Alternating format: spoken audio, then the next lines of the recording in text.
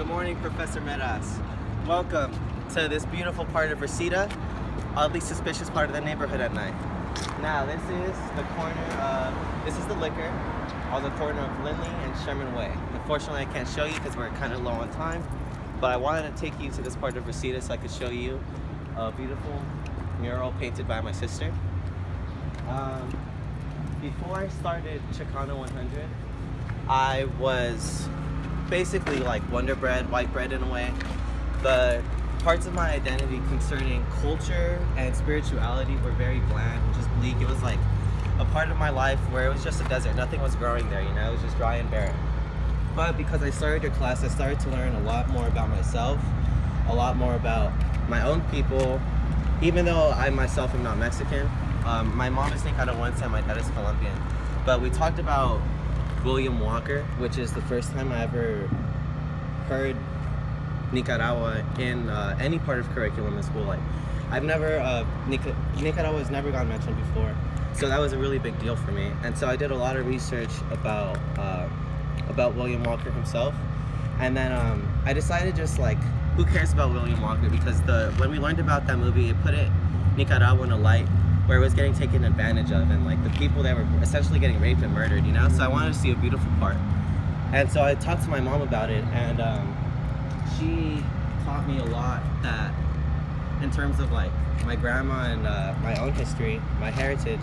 I learned that my grandma actually used to fight for women's rights in Nicaragua, and that after the Second Civil War, she was an activist, and on the way home from work one day, from the ministry or whatever, wherever she was working, they jumped her and they hit her with a car, but she survived, and she got back to teaching history to children and continued her activism in the feminist world of Nicaragua.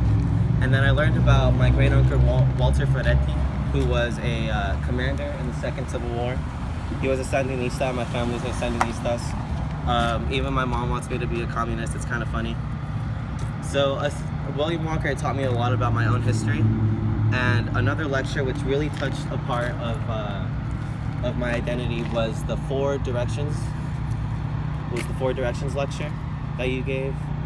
That touched my spirituality because it connected a lot to what I was learning in religious studies. And in religious studies, I had learned about this religion called, this part of an African traditional religion called Ubuntu. And in Ubuntu, there's a part of it called Ubuntu, which is like, it describes an interconnectivity between all humans and that we all have a universal bond, and how that energy which we create flows and turns into actions and emotions. And a lot of that gets touched deeply when during my religious studies lecture. And so the lecture that you gave on the Four Directions really kind of finished that off and gave me like direction. And a lot of that I'm going to use in my studies when it comes to CSUN. So to continue on those questions that you sent in the email, I actually used to call myself Hispanic, but that's only because it was the only option available when it came to like South America to like bubble in on the CST scores and the testing scores that I had in high school. But now I call myself Latino because I know that I'm not Hispanic, Hispaniola. I don't have any Spanish roots. Like I told you, I'm Colombian and Nicaraguense. Unfortunately, I was born here, so I guess I have to say I'm American. But when people ask, I say I'm Latin. And as for the other questions, I felt like I kind of covered those.